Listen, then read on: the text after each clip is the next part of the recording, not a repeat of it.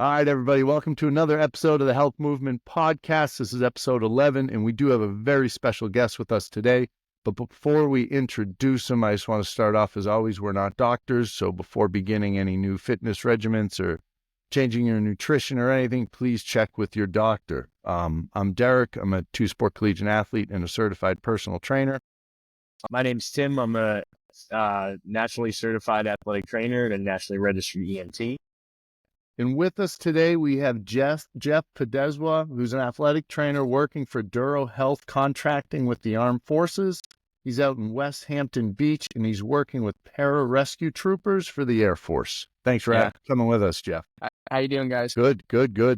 We're doing great. So we understand that your area of, you've done a lot of research and you have a background in concussion management and that kind of realm. What can you tell us about that? Yeah, for sure. I definitely think this is one of the hot topics that's kind of going around. It's been pretty hot for about the past 10, 15 years. And then it's definitely popping back up in the media again with the unfortunate injury to Tua playing football. I think it was about two Sundays ago. But yes, before I worked with Duro Health with the Armed Forces, I spent about 6 to 8 years in the Division I collegiate setting, worked very closely with the football team. Definitely want to preface that I am not claiming to be, an expert by any means on concussions, but I've done a fair amount of research with some of the leading research individuals. Personally, I do not do any research, but I love reading it. So I follow a lot of the big heavy hitter concussion research leading folks.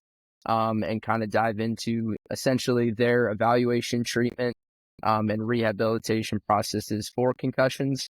And it's definitely something that I just find a pretty big interest in. Yeah, I mean, this is an area that is, it's super common, right? It's something that not only athletes deal with, but, the general population as well, anywhere from, from older folks to, just people that are regularly active and stuff like that. So I think this is an area where, and I think the other piece to this is there's a lot of misinformation on concussion management and, how to deal with it, how to manage it. And the biggest thing is returning back to activity, returning back to sport or, work, or even, for students, the classroom. That's you talking about being in the collegiate setting, that was a big area too. So I think this is an area that I think can be pretty broad, but also it needs to be a little bit more well known and a little bit more positive information and the correct information needs to get out. Yeah, I totally agree. Just like anything kind of in the health world, if anybody has sort of a basic understanding of health in America, everything we do is based on evidence-based practice. And that's all fantastic because obviously you need to show and prove that something works in order to utilize it. But it also has its drawbacks, whereas things are always evolving, things are always changing. And sometimes the information takes a little bit while to make it widespread and really get it out, especially in the teaching curriculums of different sports medicine programs. So pretty much trying to put out new information is a little bit of a challenge, but trying to get it to as many ears as possible is definitely something that we as practitioners want to try to do. Jeff, to start off, just because I know the level of understanding of everybody, it varies. What exactly is a concussion? Yeah, for sure. A concussion is essentially a functional brain injury. So we really don't have a full understanding of what actually happens inside of the brain that causes it. But there's a lot of theories that kind of prove, have been proven to make sense. And so that's kind of what we're running with. So essentially it's a functional brain injury. It can happen in many different forces. So depending on whether it's a blow to the head from an object, another human being, whether if it's a stop in momentum of you're running really fast or a car accident and then suddenly you hit a wall and stop, or there's also, those whiplash injuries. Pretty much any of that force movement that's going into that head can cause this functional brain injury. A lot of times, it happens from essentially your brain inside your skull is not fixed. It sloshes around. It's got fluid all around it. So there is movement in there. And so anytime, when you're going at high speeds, even if it's just running, that is considered a high speed. And then sudden stops, sudden twists, sudden blows to the head can cause that brain to slosh around, which can cause to bruising. It can cause to neuron injury, where the neurons inside your brain essentially shear, stretch, and can be damaged, which can cause a lot of the concussions that a lot of people or a lot of the symptoms that a lot of people associate with concussions. I go a little deeper into it if you need to, but it gets a little heavy with the terminology. No, I think that's a perfect explanation right there. I appreciate that. Well, I think the big piece too is you touched on the whiplash piece to that, right? So you don't necessarily have to hit your head to sustain a concussion. And I think that is a misnomer that a lot of people don't understand. Yeah. And Yeah. I think the other piece to that is you can get hit in the head and not sustain a concussion too. So, like I said, there's a lot of misinformation and there's a lot of unknown information about that kind of stuff that really goes under the radar. Yeah, absolutely. Definitely one that I always see is, just like you touched on, just because you got hit in the head does not mean you have a concussion. Just because you got hit in the head and your head hurts does not mean that you have a concussion. If you're going to hit anywhere part of our body, it's going to hurt, And so that's true for the head just as well. It's really all these other factors, all these other symptoms that go into it, which really alert, a practitioner to, the presence of a concussion. But definitely that whiplash is also a pretty big one. It's not necessarily blows to the head. It can be those sudden stops and movements. It could be those, tackles that you see in football where, the linebacker hits the guy square in the chest. His head never gets touched. But as the guy falls back, that neck goes through a massive whiplash effect. Yeah. It can cause that. A lot of people can attribute it to, the head's going to hit the ground, which definitely can play a factor into it. But that whiplash can definitely cause these injuries. Essentially, like I was kind of mentioning with that stretching of the neurons, it makes sense when you think about it. Our brain is connected to our brain stem, which goes right through our neck. You get that massive whiplash effect, and you can just imagine that brain and that stem just getting sheared and torn apart and stretched to its maximum, which can cause these injuries and this damage. You had mentioned when we were talking at the beginning that as an athletic trainer, you have had experience with a lot of these concussions. Are there specific symptoms? And again, we're not doctors or anything like that, but just I know as a father and a coach, we go through a concussion protocol that we, in order to coach, you have to follow. Are there things that parents and other people can look for? Yeah, that would be definitely. flags? So one of the gold standards currently used in kind of concussion assessment and treatment is called the post-concussion symptom scale. It's a super easy Google. If you just type in PCSS to your Google, it should pop right up. And essentially what it is it's a list of 22 symptoms on a 0 to 6 scale. So it essentially gives you kind of a severity score of a potential of 132 if it was 6s across the board. And so what that does is it kind of gives you that knowledge and that information of those heavy hitting concussion-like symptoms that we typically see with these injuries. It can be anything from headaches to neck sensitivity to little things that are harder to notice, but more emotional symptoms such as a little extra nervousness, a little extra anxiety that's very uncommon, frustration over little things that doesn't seem to be quite right. Things like sensitivity to light, sensitivity to balance. This list really does a great job of comprehensively touching just about all these different types of symptoms you could have. And it's definitely a good resource to kind of check out and be on the look for those things, because it's not necessarily just the simple, my head hurts and I don't feel good. There could be all sorts of different mechanisms too.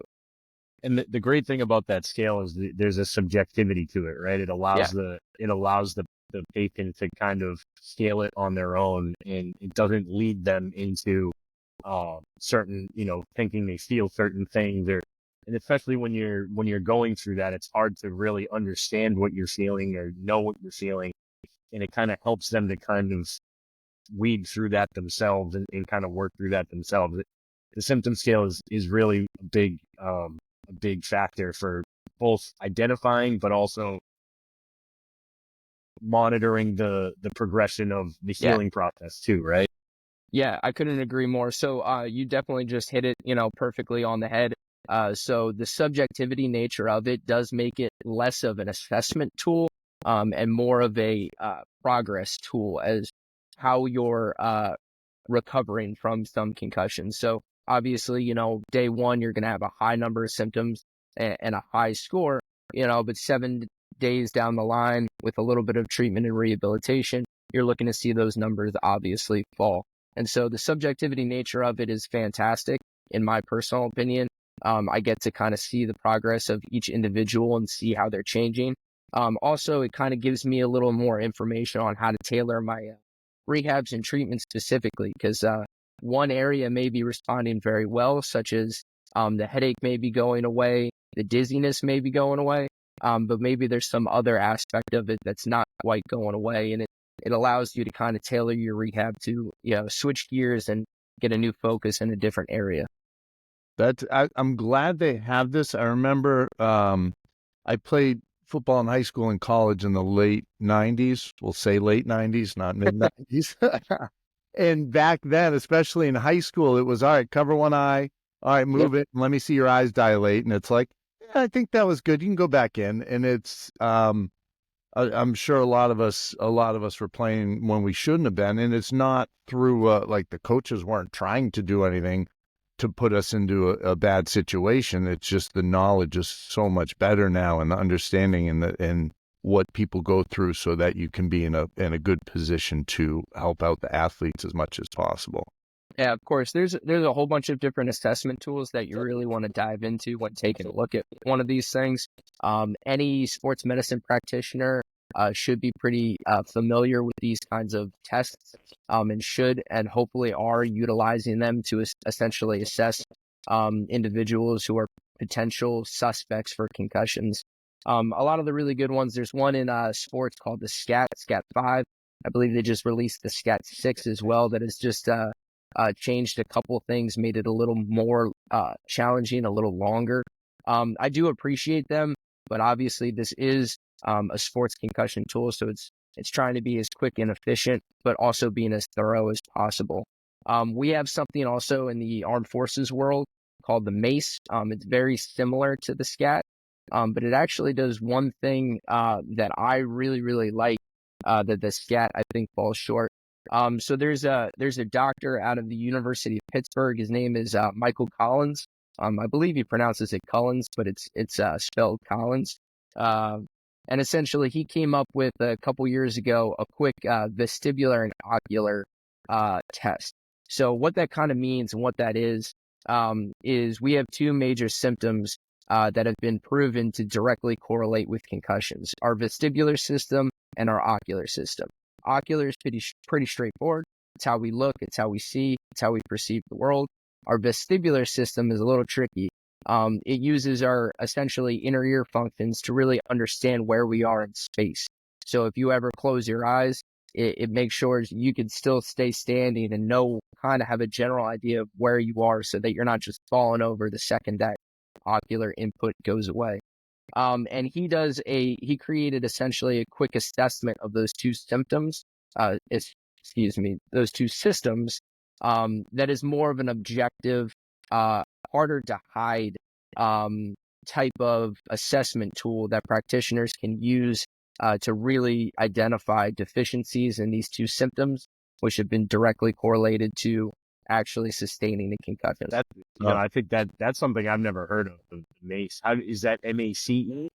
Yeah, so it's MACE. I believe it stands for Military Acute Concussion Examination. They had a prior version of it, and then now they've graduated into the second version. And essentially, when you take a look at that specific test, it's just the SCAT 5. It's that whole portion, but then it adds this really nice vestibular ocular motor screen test at the back, which really, in my opinion, makes it a much more comprehensive assessment.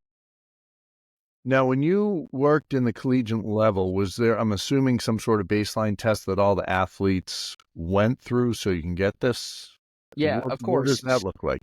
Yeah, so anytime we had any athletes come in, you got physical day. And I'm sure you remember physical day, kind of going through it.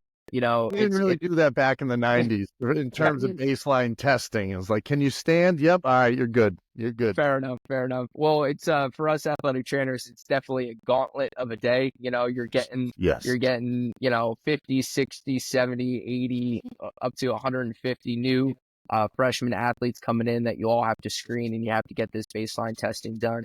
And in addition to all of the, the typical routine stuff, the heart looks, the physical looks, the orthopedic looks, essentially we do this concussion specific section where they're getting their baseline information. So what I was kind of mentioning before, that SCAT and that MACE, those are actually just assessment tools. Some people use them for baseline. Personally, we would not. Those were our sideline assessment tools. But as a part of the baseline ones, that vestibular ocular motor screen I was going kind of over, that is a fantastic tool that only gets stronger when you have that baseline from an athlete.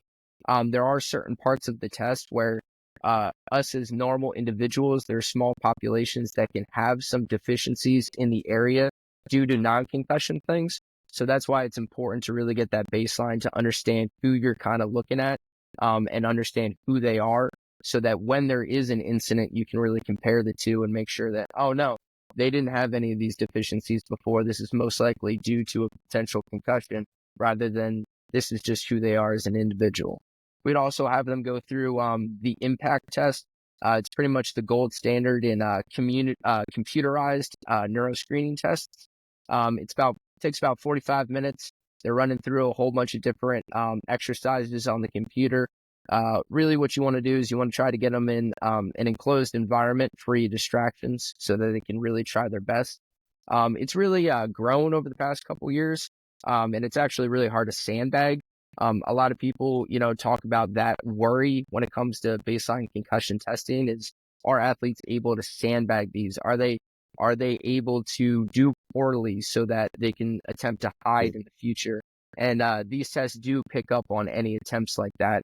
And us as practitioners can see those results and say, hey man, it's pretty clear you didn't try. We're going to need you to take it again, which they're never going to want to hear, because, it takes time. And but then it's going to give them the motivation to try a lot harder. And essentially that kind of made up our baseline testing. So we take care of that impact, the bombs testing I was going over, and that's kind of what we would look at. We keep all that on file and make sure we had that readily available. Yeah, and I personally saw that a lot as well, right? And you get the two like upside down T's, right? That tells you that it's an invalid test, right? And Yep. but the thing is that the peak to that too is the education of like, listen, this isn't because we're trying to hold you out. It's because that long term, this is going to have an effect on you. And yeah, we're starting to see the long term effects of sustained either blows to the head, whether it's subconcussive forces, right? And that's another piece to this where, it doesn't necessarily always need to be a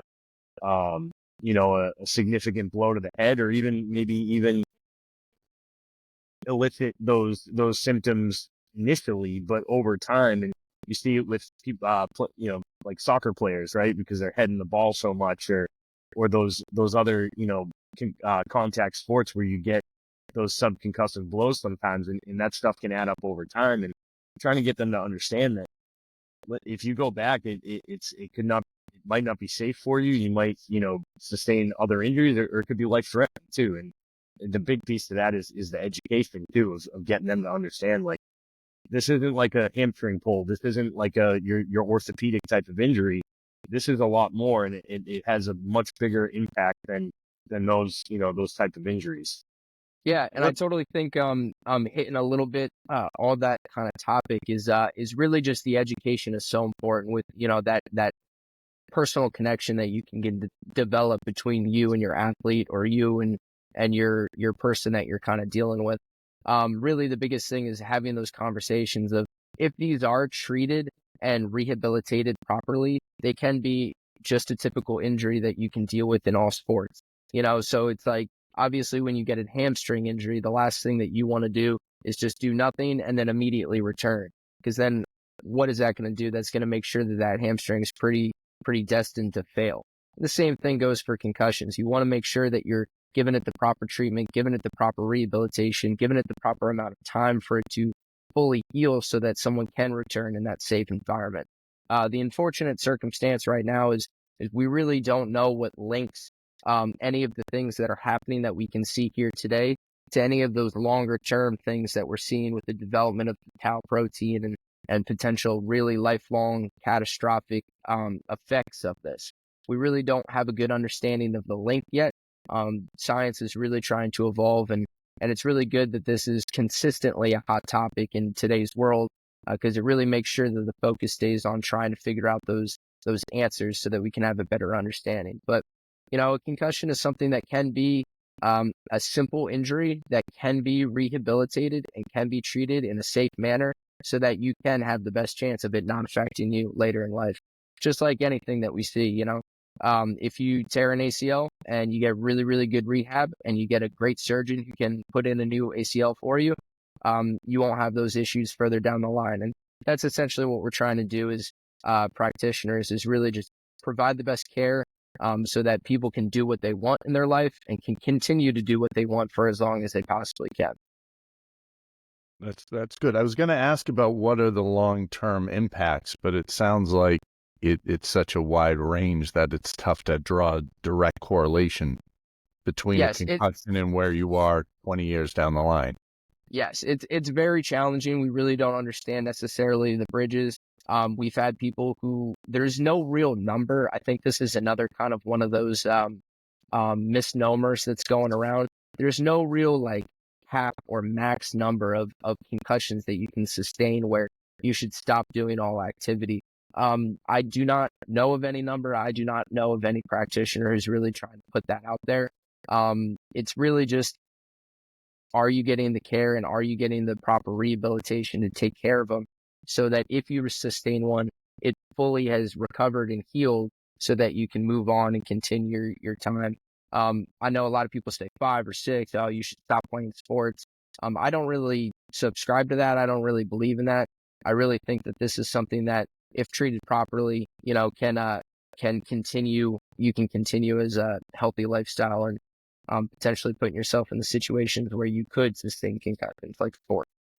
It's definitely a case by case basis, right? And it's all dependent on symptoms and what they're feeling and, all those type of things. And I've seen, in my experience, I've seen kids get shut down, because of too many concussions, or they're still experiencing long-term symptoms from those injuries. The other piece to this is, depending on where you are and what hospital system you use, or when I was working in the Worcester area in Massachusetts, we would refer out to UMass Medical, who actually had a concussion clinic. So they had a clinic that was specifically devoted to dealing with post-concussive cases. In many of those cases, they're long-standing symptom cases. So, you're really starting to see the treatment side of this really start to kind of pivot and change. And I think we talked about it when we had our pre-podcast call here, where we're talking about,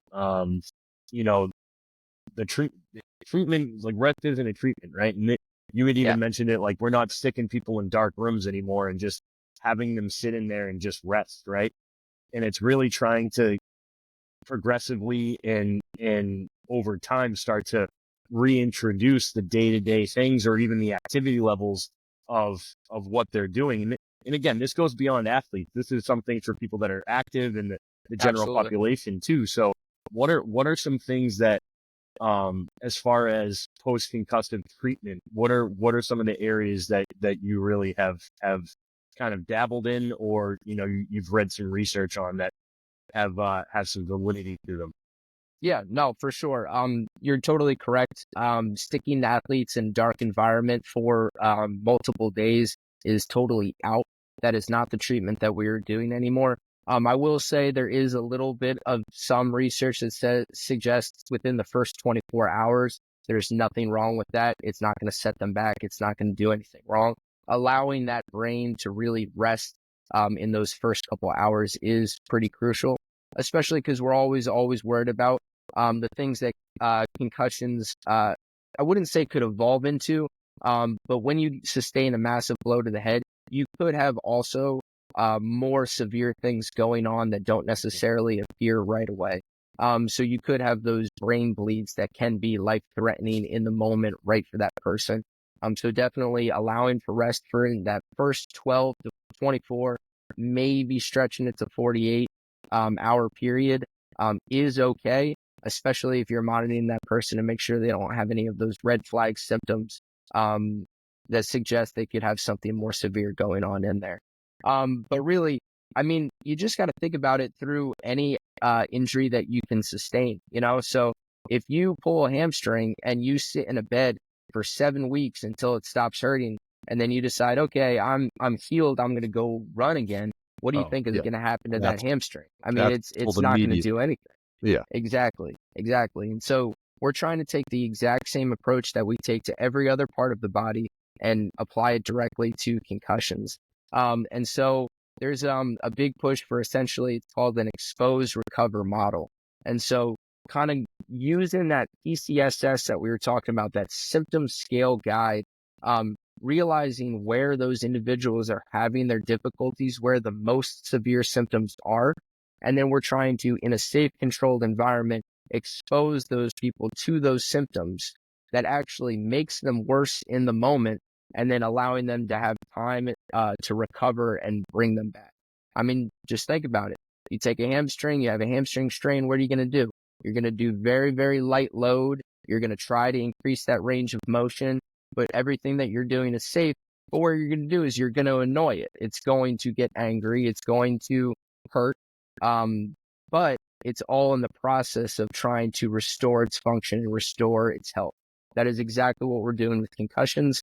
You expose it to the stimulus that's bothering it so that the system can learn how to recover and repair itself, so that those symptoms actually over time drop down to your baseline of 0 is what you're obviously going for.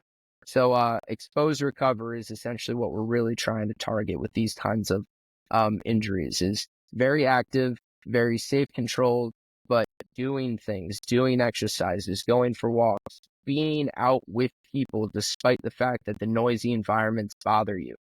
The biggest thing, though, is just being able to take rests away from the things. So you want to expose yourself to the thing that's obviously going to bother you, but then you want to try to remove yourself from that environment, allow yourself to kind of calm down those symptoms, to kind of come back down, and then continue that process over and over again. The more you do that, the more you're going to see that decline in symptoms, and the more you're going to see better recovery. Yeah, it's similar to your progressive overload, right? Like that's where Exactly. and the other piece to that is trying to make sure that you do it in a controlled environment, like you said, Exactly. be able to take the breaks from it. And the other piece for that is, I think people think stress is a negative thing sometimes, right? You're introducing a positive stress to that and using that in a positive way without it becoming a negative, a negative factor, right? So it's a delicate balance. And I think the other piece is people are afraid to do things that are going to elicit symptoms, or even as practitioners, I can talk from experience, like, you don't want to make somebody, it's tough to put somebody through an environment where you are eliciting symptoms and it's becoming an issue consistently, right? You want to make sure that it's progressively heading in the right direction and trending in the right direction before you continue to progress that and continue to introduce those stressors. Absolutely. If your goal is to squat 500 pounds, the last thing that you're going to do is strap 500 pounds to a barbell and go for it. You're going to start with those lower weights, that 100-pound, and progress it to 150 to 200. And over time, you're going to see yourself get better and better at it so that you can attain that goal. But along the way, what's happening? You're dealing with soreness because you're increasing the weight. You're dealing with those muscle fatigue, a little bit of micro tearing, but it's all in the greater good to increase that muscle so that you can handle heavier weights. We're taking that exact same process and applying it directly to our concussion rehab. And what you really want to do is you really want to get as specific as possible. And we can kind of dive into a little bit of not all concussions are the same. There's very different variations of them. And I'm happy to dive into that with you guys. Yeah. Dive right in, buddy. Yeah. So when you're looking at the research, a lot of this, all of the reading that I've done is mostly under the University of Pittsburgh and that Dr. Michael Collins. I know they're doing a lot of research over in Stanford as well with Dr. Angela Brown. I'm really excited with some of the things that are kind of coming out. But a big change in this past, I would say, 10 to 20 years is we're not looking at all concussions as just a concussion. We're looking at different subtypes and different athletes and trying to make it more individual and seeing what we're seeing. Kind of going back to my analogy of the hamstring strain, you don't just have a hamstring strain. Which hamstring is it? Is it a grade 1? Is it a grade 2? All these factors play a role into the decision making on how you're going to treat and rehab it. Again, we're taking that same thought process and applying it to concussions. So really the most recent research is looking at there's pretty much 5 different subtypes. There's a vestibular, where patients will have more symptoms associated with vestibular dysfunction, loss of balance, sensitivity to light, sensitivity to noise, anything you can kind of associate with that inner ear function. There's an ocular trajectory where essentially the person is dealing more with ocular issues where their eyes aren't functioning properly. That's not necessarily they're not able to see. It could present that way, but also that their eyes aren't moving necessarily as efficiently as they should. We have an anxiety component, which is your athlete who's dealing with more emotional symptoms, getting very lost in their head. Telltale signs are that always thinking about their symptoms, and when they think about the symptoms, they get worse, and just kind of that snowball effect there. There's a migraine trajectory where you're dealing with a lot of patterns that are associated with migraines that are presenting themselves as concussion symptoms. So, pretty severe neck pain, pretty debilitating headache, with that kind of aura. If anyone's familiar, if anyone has had migraines in the past, they'll know exactly what I'm talking about. And then there's also a cognitive fatigue trajectory where it's your individuals who are seemingly low symptomatic in the mornings, but the more they do activity, the more they use their brain, those symptoms get worse and worse until eventually they just decide to shut down. There's also 2 smaller components that can go into these things. Cervical, as we've talked about with kind of the whiplash mechanism, the neck plays a massive part in kind of the health of your brain. And so when your neck is having a lot of dysfunction, it can cause concussion symptoms. And then there's the sleep pattern one as well, where it disrupts your sleep, and you're just having really hard times initiating sleep and also maintaining sleep throughout the night. And so all of these kind of different types allow us to really tailor our rehab specifically. So we're targeting the areas of dysfunction, which is making it a much more personalized treatment and rehabilitation plan to get the most effective recovery out of them. You can have essentially you can have a mix of a couple. They can overlap, they can come, they can go. It's very fluid. And that's why this kind of daily check-ins, symptom watching, and the PCS follow-ups are really, really important to really see the progression and really tease out these dysfunctions in these specific areas to be able to tailor that rehab. Yeah, and you answered my question. I was going to ask if there is overlap or if you see some meshing of the different trajectories. So, and again, like these are areas that I've had a lot of experience in with too. But I think the biggest thing is, in the other piece is like a lot of that is area of the brain that is damaged, right? So that's where that's where not every concussion is the same. And it's what you were saying, right? With the hamstring strain is, which muscle in the hamstring is it? Is it in the tendon? Is it in the belly? Is it distal? Is it proximal? And it's all gonna dictate your treatment. And that's your same thought process for that too. So that's, I think that's great for people to hear is, and it's the same thing of especially somebody that's had multiple concussions. Like this one's not going to be the same as the last one. Your recovery is going to be different in your treatment. plan may be different. And those are all factors of the recovery too. And that's why I really think the education on this stuff is so important because, if you can have these conversations with the individual who's experiencing the concussion, you can tell them that, hey, your symptoms, make sense. They kind of fall into this. And so this is what we're going to try, and okay, maybe this isn't working. So maybe we'll try something else or even exactly what you're saying. Hey, I know you've had one in the past and this one feels a lot different. This is why it feels different. You're not going crazy.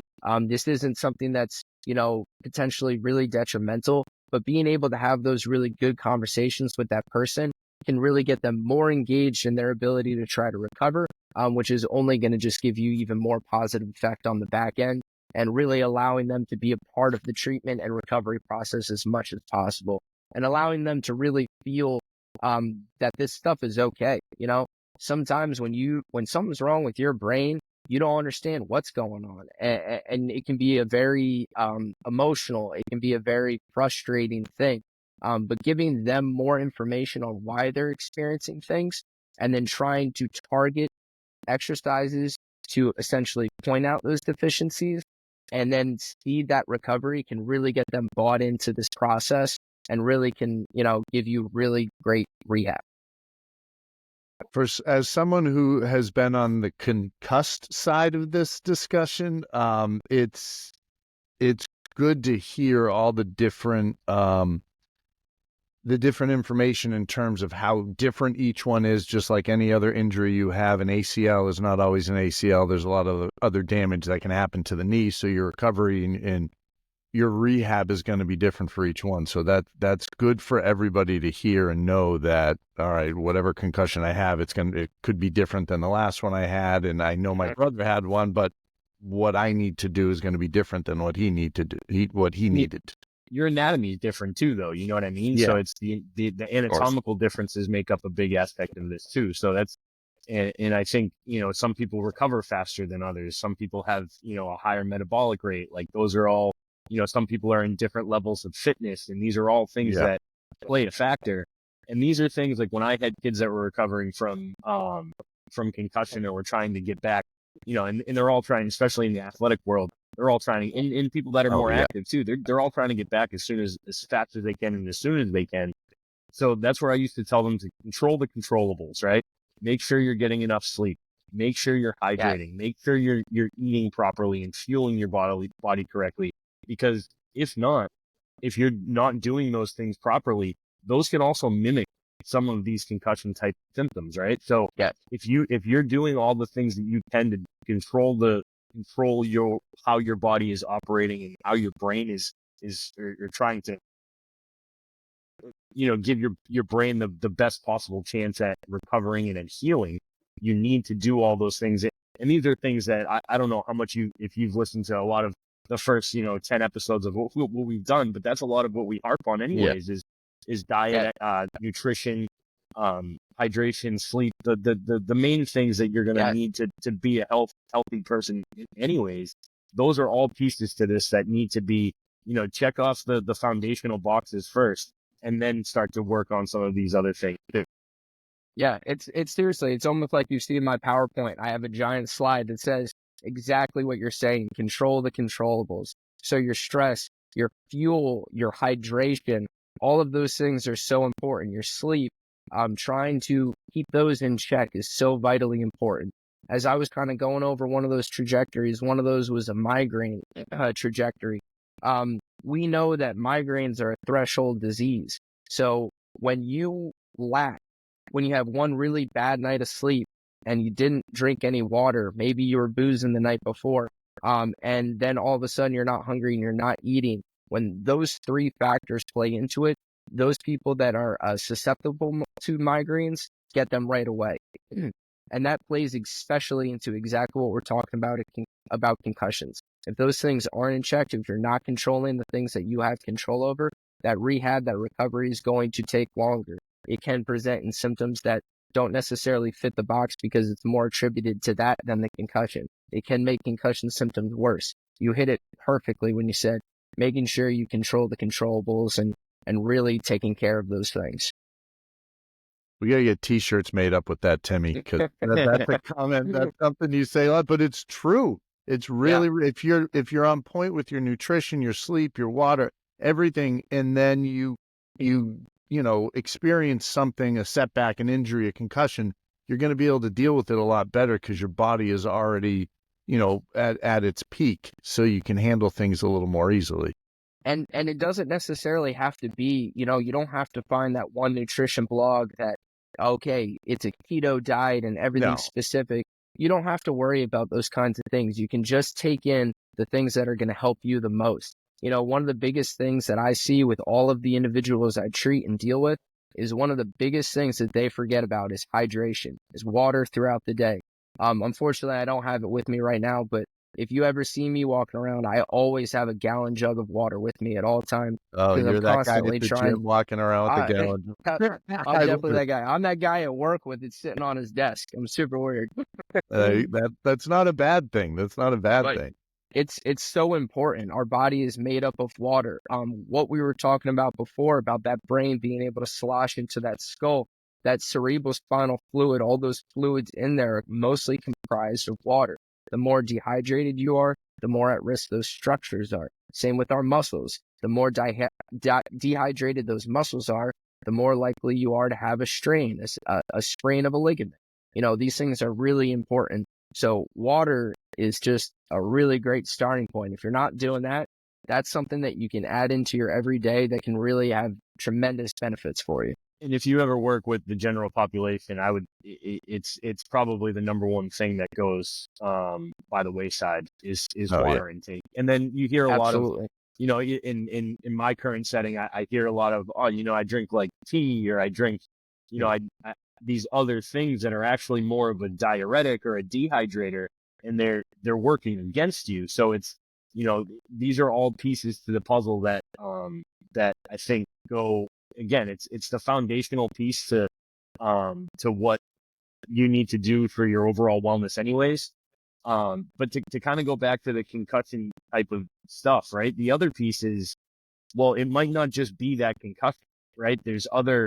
There are other secondary things that you might be dealing with that could be contributing to some of these symptoms as well. So that's where, I think we talked about it the other day of addressing soft tissue in the upper torso and your neck, and working on posture related things, focusing on, what is your cervical range of motion look like, and trying to get some of those basic, again, foundational type of movement things back, and being able to work that into some of the recovery stuff too, which I'm sure you've probably done a lot of as well. So it's a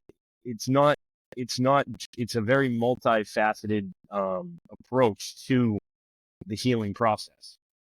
Yeah, when I was in college athletics and essentially in the position where I was training some of our new hires on kind of the way we did our concussion rehab and treatment, going through those different trajectories, the number one thing always was treat the neck, treat the neck, treat the neck. No matter what you think you're dealing with, even if you're so confident it's this particular trajectory and you want to work on that one, always treat the neck. One, you're never going to do anybody harm as long as you know exactly what you're doing in treating that neck. You're never going to do anything that's going to set you back in the concussion rehab world. And so it's only going to give you positive benefits. We know that the neck is severely connected to all of these different systems I was going over, your vestibular, your ocular system. So if you have, any of that neck dysfunction in there, that can translate into concussion symptoms and actually prevent you from getting over that last little hump to fully recover. We've had a numerous amount of cases where, I'm dealing with somebody else who had been treating with a concussion and recovering and walking them through the whole process. And they're walking me through. They say, "Hey, Jeff, like we're stuck. He's got a couple of symptoms left. I can't get him over that last little hurdle." And so, I deep dive into what they did, and everything they did was absolutely spot on. But you know what they forgot? They forgot to take a look at the neck. We did a little bit of cervical range of motion testing, tried to tease out some of the dysfunction in there. We treated that neck. 2 days later, all those symptoms were gone, and they were ready to return back to their sport that they love. It's an important thing to definitely continue to remember can go pretty much with any trajectory. I think we've pretty well covered the concussion topic a little bit more. I'd like to get into kind of your current setting, what you're doing on a day to day with. It sounds like you're working with paratroopers. Did you say paratroopers? Yes. Or so what's your day to day like? I know you work with my guy Nick Zanini, who is a little bit of a maniac, but he's got one of the smartest people I've ever met. So. He's a great dude. So like, what do you guys do on a day-to-day basis? Yeah, so we're part of a human performance optimization team. If you know anything about the military world, they love slapping pretty names on things, and that's the pretty name and HPO designation we get. So we're That's part of a team. Awesome name too. Human Yeah, it's pretty good, right? optimization team. That's no joke. So we're a part of a 3-man team. So it's myself, the athletic trainer, as you mentioned, Nick, our strength coach, and then we also have a physical therapist, Drew. Shout out those guys because they're definitely awesome to work with, and we've got a really great team out here in New York. And what we do is we essentially take care of, we're assigned to a specific squadron within the Air Force. These guys are parajumper rescuemen, or PJs for short. They are just some of the most humble, hardworking, modest individuals I have ever met in my entire life, and they're really, really good people. Their big motto is that others may live, which I think just speaks to their humbleness and really the major piece that is their job, which is rescuing and recovering individuals who find themselves in really bad situations, and frankly, most likely the worst situations that they could possibly deal with throughout their life. And they're the guys that are there to rescue and help and provide treatment, and especially to get them out of there as well, which is just something special that they do. But our day to day, we're working their strength training for them. So essentially, they're allowed physical therapy or PT, personal training time in the morning. We're making sure that we take care of the structure of their workouts so that they're getting really good, applicable training. But we also have to be very careful not to crush them, as they can receive calls any moment they need to be able to function. Oh, that's true. On my side of the house, I work very closely with Drew, and we essentially do all of the treatment and rehabilitation of any injuries that can provide. I'm sure, people who have dealt with the American healthcare system before, things aren't always the fastest, and you can't always get straight and clear answers as quick as possible. Having us in-house really allows us to get eyes on injuries as soon as they happen, and also not only be able to treat them and fix them and help them recover, but also facilitate navigation through that American healthcare system if it's a little bit beyond our expertise. So what I mean by that is if they receive an injury, that requires surgery, we have the ability we speak that kind of healthcare lingo, and we can facilitate getting the doctor's appointments, getting the radiological tests that need to be done, and getting them, the surgeries that they need, and then also following them through with the whole treatment and recovery all through post-surgery stuff. So we're doing really awesome stuff over there, and allowing them to have that resource where they can come and show us what's going on so that we can make sure that they're operating at their best every day is really our main goal, and making sure they stay in the fight and take care of what they need to take care of. So do you guys have like a, sorry, do you guys have a functional working relationship with the VA, or do you have like a specific surgeon or doctor that you guys use? You don't have to tell me who or anything, but is that part of that? Because that's how it works in the collegiate world, right? It's like you have a team doctor, and whether it's a physical therapist or an athletic trainer, we basically defer out when it's, again, if it's above our level, you defer to the team doc. So is there a functional working relationship there, or is it to work through the system first? Yeah, so that was actually, in my opinion, one of our big accomplishments of when we actually started with this particular unit is just trying to establish sort of that medical network that exactly what you're talking about. If anybody's unfamiliar in the athletic world, in the sports world, you have all of this stuff on staff. You have a team orthopedist. You have all these different specialties that anytime anything goes wrong, you can make a quick phone call and they can be there in seconds if they're not already there on site. It's really, really helpful for that. That doesn't necessarily exist in these different non-traditional settings. And so being able to create that is one of the things that you really need to focus on. We don't necessarily per se have a traditional team doctor or anything like that. We are dealing with individuals who are full-fledged adults who can take care of themselves. And that's going to come with, their personal general practitioners. These men and women have families. They trust the doctors that they are using, that they deal with on a daily basis. And by no means are we trying to come in there and mess any of those relationships up or anything.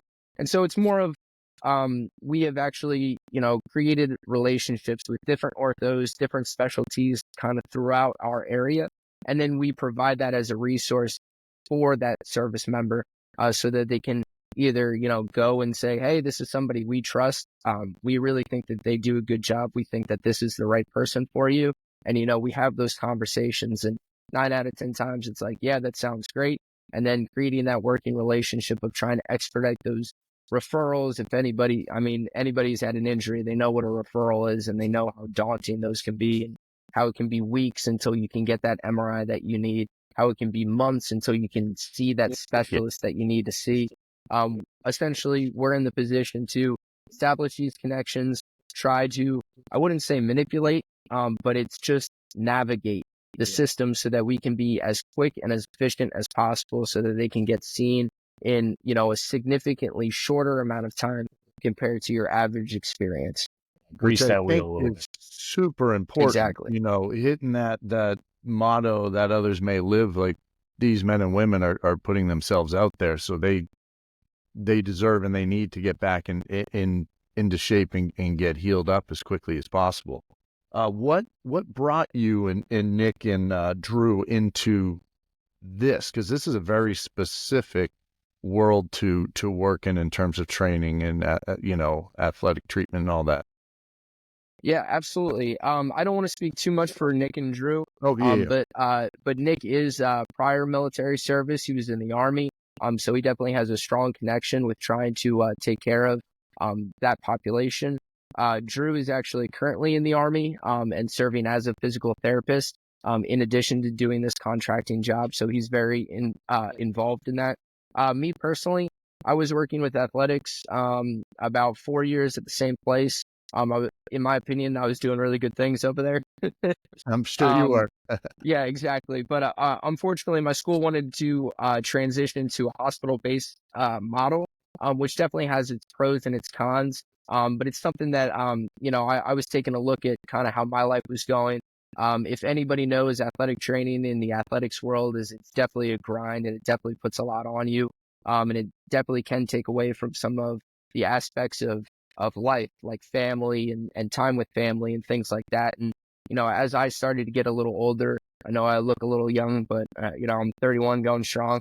Show off. Nice. But really, I try to do, realign my priorities a little bit of kind of, I wanted to spend more time with the family. And so making a decision to transition into a job like this has its pros, where we have set hours, we have boundaries. Like I was saying, of how great these individuals are, they're also adults that know how to take care of themselves, and they know that they don't necessarily have to reach out to us every second something goes wrong. But when they do reach out to us, we know that it is important and it needs our attention. So there's definitely boundaries, and that there's that respect for boundaries. When I was working as a grad student, I was studying I had a supervisor, preceptor, who eventually ended up moving on and became associated with his company, Duro, while I was still in the athletics world. So when I was kind of thinking about making a change, she actually reached out to me and told me about this opportunity. And so I definitely wanted to hear her out and hear what kind of it was all about. And the more I did research on it, and then when they got me on site and I met the individuals I'd be working with, I definitely saw it as something that I could really sink my teeth into and be a part of, and decided to make the jump. That's fantastic. Worthwhile, incredibly worthwhile too, I And imagine. it definitely, and I think that's, speaking as somebody that's an athletic trainer, I think we all get into this for that sense of helping people, that sense of fulfillment. And it sounds like that's a position that would really scratch that itch.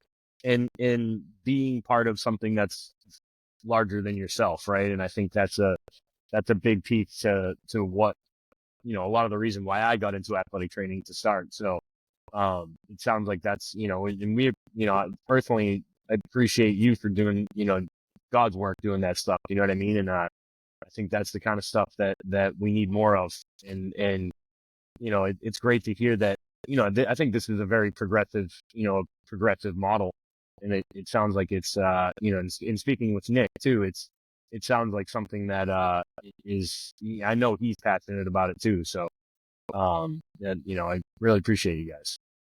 Yeah. So, in the past 2 years that, we've worked with this particular unit, they've given us nothing but positive feedback, which is excellent. And frankly, like you kind of highlighted a little bit, it's a little sad that these things aren't necessarily everywhere. They're not ingrained everywhere for these individuals because, they would tell us what they had before us and what they had was very minimal and they were very much on their own.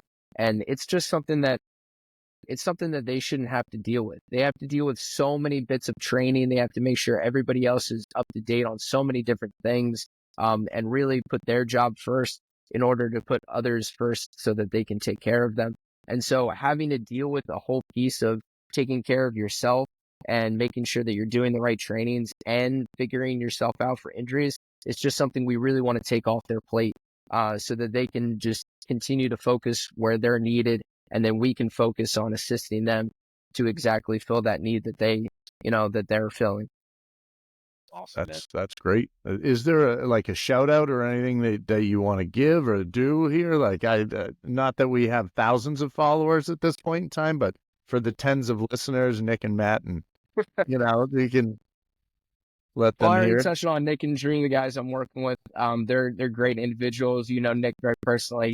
He's an incredible human being who's very, very smart when it comes to strength and conditioning. He's also a dual credentialed athletic trainer. So we have really good stories back and forth of our time in athletics, but also he's a great sounding board when it comes to athletic training specific injuries. He's really a great person to work with. And then Drew, he's probably one of the smartest physical therapists I've ever met in my life. He's also one of the most positive going guys ever. He's always keeping our spirits up. And so our team is just really awesome, really huge fan of it. I definitely want to shout out the guys in the unit. You know who you are, who I'm talking about. And they're just great individuals that I have, the utmost respect for. And awesome. we appreciate all that you guys do as well. So, that's the kind of stuff that, and this is where we felt passionate about getting you on here and kind of giving this a little bit more of a sounding board for that type of work and in that setting for not only for athletic trainers but just in the healthcare for the military as well. That's a big piece for us. So we really appreciate your time. Yeah, I'm really happy to be here, and I really appreciate you guys having me on because this was awesome, and you guys seem great and doing great things, and I'm really appreciative of it.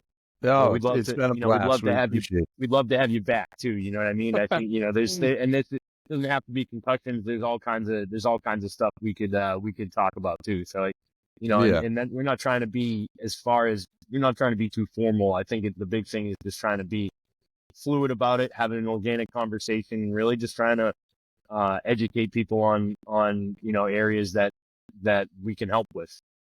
Yeah, and I don't know how Nick and Drew would feel if they wanted to pop on as well. I don't know if Nick can keep the language clean while he's here. We'll see how that goes. But that could be a fun conversation to have all you guys on at some point if that's doable. Yeah, that would be cool. It would definitely, we'd have to watch the language if you put the three of us in the room together and just let us start bantering and going on. But awesome, I know they'd be interested. All right. Well, thank you, Jeff. We appreciate it very, very much. Everything you guys are doing over there. So thank you. No, thank you guys.